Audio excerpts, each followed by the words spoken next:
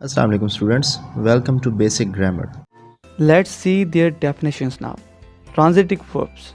What are these? Those verbs which carry a subject and an object with them are called transitive verbs. यानी ऐसे verbs जो अपने साथ एक subject और एक object carry करें तो वो क्या होते हैं? Transitive verbs.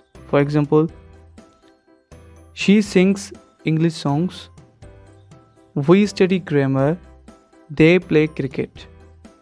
इन तीनों सेंटेंसेस में जो वर्ब्स इस्तेमाल किए गए हैं ये ट्रांजिटिव वर्ब्स हैं। क्यों? क्योंकि इनके साथ एक सब्जेक्ट और इन द एंड एक ऑब्जेक्ट इस्तेमाल किया गया है। अब पहले सेंटेंस में शी एक सब्जेक्ट है और इंग्लिश सॉन्ग्स ये ऑब्जेक्ट है, तो सिंग एक ट्रांजिटिव वर्ब हुआ। क्यों? क्योंकि इसने अपने साथ एक सब्जेक्ट और एक ऑब्जेक्ट कैरी किया है।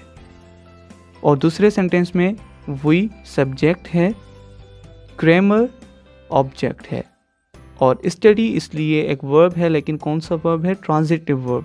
क्यों? क्योंकि इसके साथ दोनों यानी सब्जेक्ट भी हैं और ऑब्जेक्ट भी है। Number third sentence they play cricket, इसमें दे सब्जेक्ट है, क्रिकेट यहाँ पर ऑब्जेक्ट है, तो प्ले कौन सा वर्ब हुआ? ट्रांजिटिव। क्यों? क्योंकि इसके साथ सब्जेक्ट भी है और ऑब्जेक्ट भी। अब इंट्रांजिटिव वर्ब्स क्या होते हैं? Let's see. Those verbs which carry only subjects with them, means वो वर्ब्स जो अपने साथ सिर्फ सब्जेक्ट्स को कैरी करते हैं। They do not carry objects, वो ऑब्जेक्ट को कैरी नहीं करते। For example he sings, अरम studies, they play. अब इन तीनों सेंटेंसेस में आप देख सकते हैं कि यहाँ पर सब्जेक्ट और वर्ब्स हैं।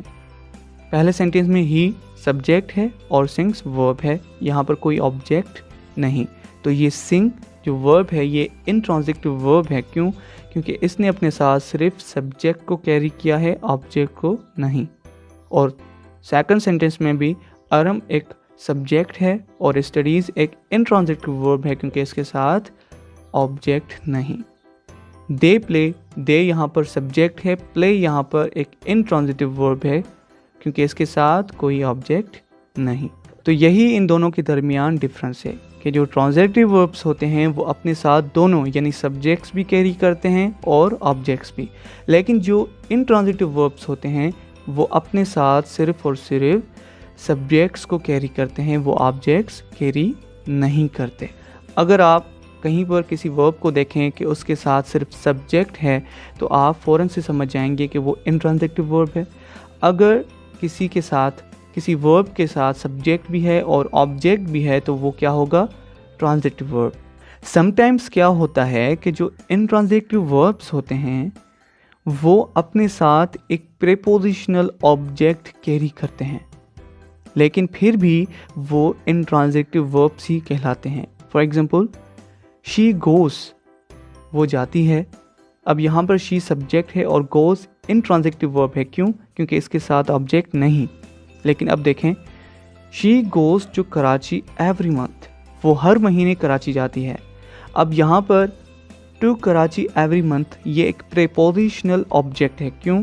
क्योंकि इसके साथ एक प्रीपोजिशन इस्तेमाल की गई है टू, तो इसलिए ये प्रीपोजिशनल ऑब्जेक्ट है। शी यहाँ पर सब्जेक्ट है, टू और अफेक्शन, गोज़ यहाँ पर वर्ब है और टू कराची एवरी मंथ ये एक ऑब्जेक्ट है, लेकिन ये प्रीपोजिशनल ऑब्जेक्ट है। क्यों? क्योंकि इसके साथ प्रीपोजिशन टू है।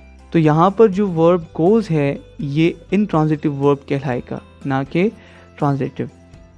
Another example he arrives at home in time, वो घर में वक्त पर पहुंचता है। इस सेंटेंस में ही सब्जेक्ट है, अराइव्स एक इंट्रांजिटिव वर्ब है और at the home in time ये एक प्रीपोजिशनल ऑब्जेक्ट है। तो आपने देखा कि कभी कभार इंट्रांजिटिव वर्ब्स अपने साथ प्रीपोजिशनल ऑब्जेक्ट भी कैरी करते हैं।